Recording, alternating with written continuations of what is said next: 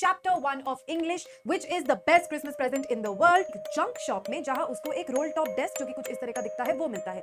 है लेटर की दुनिया में, यानी कि 1914 26 दिसंबर को हम पहुंच जाते हैं। दोनों अपनी लाइफ को डिस्कस करते हैं, ठीक है। वो अपनी किताब, उस किताब के कैरेक्टर्स के बारे में कुछ डिस्कशन करते हैं। नाम हमें नहीं पता, उसको ये स्टोरी पढ़ के बहुत इमोशनल फील होता है और नेक्स्ट डे वो डिसाइड करता है कि ये जो खत है,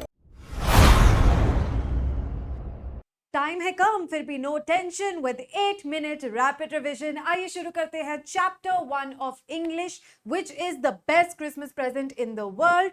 here we go. All right, so ये चैप्टर के 3 पार्ट्स है। पार्ट बाय पार्ट देखेंगे कि इसमें हुआ क्या था। पार्ट 1 शुरू होता है हमारे नरेटर के साथ जिसका नाम हमें नहीं पता। वो जाता है एक जंक शॉप में जहां उसको एक रोल टॉप डेस्क जो कि कुछ इस तरह का दिखता है वो मिलता है। डेस्क होता है 19th सेंचुरी का, ओक का बना हुआ, और उसकी हालत काफी खराब होती है। फायर और वाटर दोनों से वो डैमेज हो रखा होता है। नरेटर को लगता है कि वो इसको ठीक यानी कि रिस्टोर कर सकता है, तो वो डेस्क को लेके आ जाता है घर। क्रिसमस ईव की रात वो उस डेस्क को रिस्टोर करना, ठीक करना शुरू करता है। जैसे जैसे वो उसको रिस्टोर करता है, वो देखता है कि उसमें था एक सीक्रेट ड्रॉर। सीक्रेट ड्रॉर को ब्रूट फोर्स लगा के खोलने के बाद उसको उसमें एक टिन का डब्बा मिलता है जिसपे लिखा होता है कि ये जिम का आखिरी लेटर है, इसको मेरे साथ दफनाया जाए। क्यूरियोसिटी हो जाती है हमारे नरेटर को, डब्बे को वो खोलता है, अंदर होती है एक लेटर।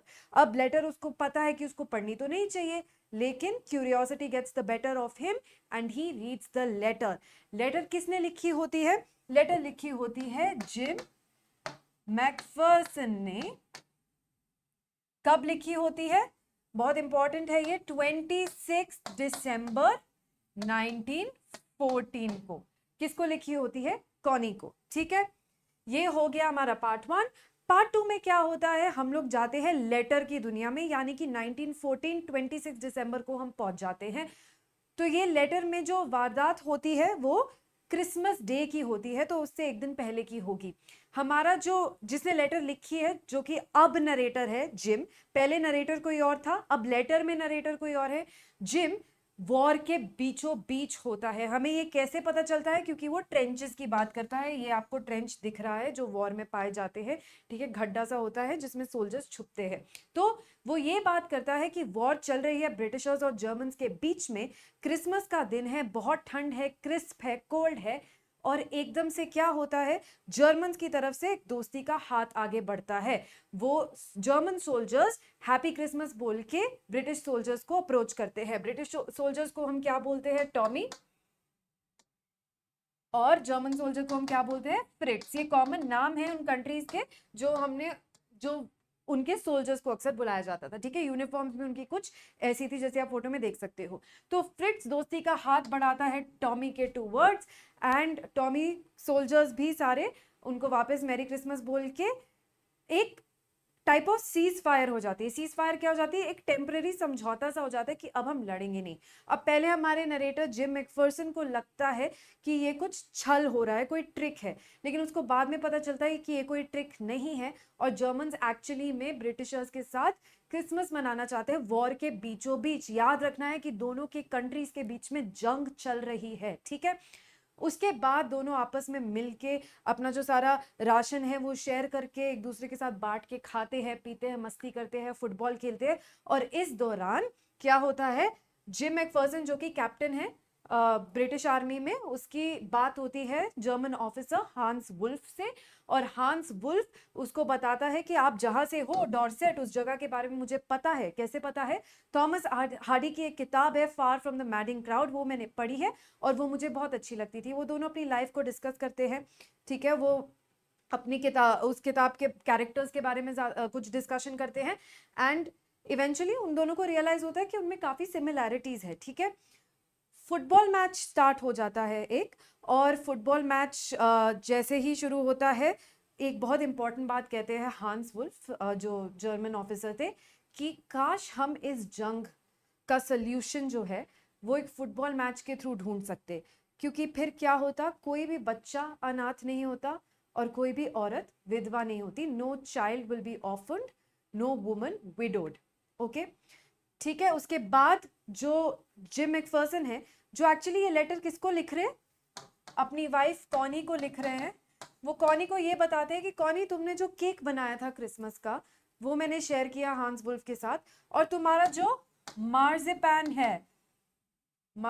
है वो मुझे जितना पसंद है उतना ही हांस वुल्फ को भी पसंद आया। बहुत स्वाद मार्जिपैन बनाया था तुमने, ठीक है।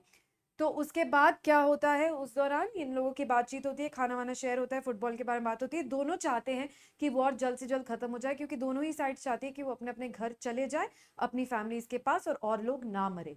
उसके बाद सब अपनी अपनी जगह पे वापस जाके कैरल्स गाते हैं, and then everything goes back to normal. End में जिम अपनी लेटर में कॉनी को ये लिखते हैं कि अगले साल हम भूल चुके होंगे इस वॉर के बारे में, मैं घर आ चुका हूँगा और हम क्रिसमस साथ में मना रहे होंगे। लेकिन हमें पता है कि ऐसा नहीं होता, क्योंकि ये जिम का आखिरी लेटर था कॉनी को, ठीक है। अब हम पहुंचेंगे पार्ट 3 में। पार्ट 3 में हम वापस अपने फर्स्ट नरेटर की स्टोरी में आ जाते हैं, ठीक है। फर्स्ट नरेटर, जिसका नाम हमें नहीं पता, उसको ये स्टोरी पढ़ के बहुत इमोशनल फील होता है, और नेक्स्ट डे वो डिसाइड करता है कि ये जो खत है कैसे ना कैसे मुझे वापस कॉनी को पहुंचाना है, ठीक है। तो वो खत पे लिखे हुए एड्रेस पे जाता है। वहां पे उसको पता चलता है कि कॉनी जिस घर में रहती थी वो घर तो कंप्लीटली जल चुका है। कॉनी बच गई थी, लेकिन क्योंकि उनका कोई था नहीं इस दुनिया में, इसीलिए कॉनी को एक नर्सिंग होम में डाल दिया गया था। तो जो हमारे नरेटर है वो उस नर्सिंग होम का एड्रेस ढूंढ लेते हैं और वहां पे चले जाते हैं। वहां पे भी क्रिसमस मन रही होती है, और क्रिसमस की सेलिब्रेशंस देख वो रियलाइज करते हैं कि कॉनी उनका पार्ट नहीं है, क्योंकि अपनी एज की वजह से, 101 ईयर्स ओल्ड होने की वजह से कॉनी थोड़ी कंफ्यूज सी रहती है। नरेटर कॉनी के पास उस स्टील के डब्बे के साथ जाते हैं और कहते हैं ये आपकी अमानत है, मैं आपको लौटाना चाहता हूँ। कॉनी क्योंकि अपनी एज की वजह से कंफ्यूज थी, अपने लाइफ के एक्सपीरियंसेस की वजह से थोड़ी कंफ्यूज मडल हेडेड सी थी, उसको लगा कि जो नरेटर है वो कौन है, जिम है। और वो कहती है कि this is the best Christmas present in the world, तुम्हारा यहाँ आना मेरे लिए best Christmas present in the world है। वो कहती है कि तुम अपनी आवाज से मुझे ये लेटर पढ़ के सुनाओ, और वो कहती है कि तुम्हें मार्जिपैन बहुत पसंद है ना, मैंने बनाया है तुम्हारे लिए। And that is the end of our chapter. That was your 8-minute rapid revision. All right, thank you so much. आपके पास इस चैप्टर के सारे इंपॉर्टेंट वोकैबुलरी वर्ड्स पहुंच जाएंगे कैसे, टेलीग्राम चैनल पे जाके, जहां पे इसका जो लाइव सेशन हुआ था जिसमें हमने ये चैप्टर डिटेल में कवर किया था, उसके सारे पीडीएफ नोट्स हैं, वहां से अपनी वोकैबुलरी जरूर पक्की कर लेना। और अगर आपके पास टाइम है, आप इस चैप्टर को डिटेल में करना चाहते हैं, तो आप वो लाइव सेशन जरूर देख लेना।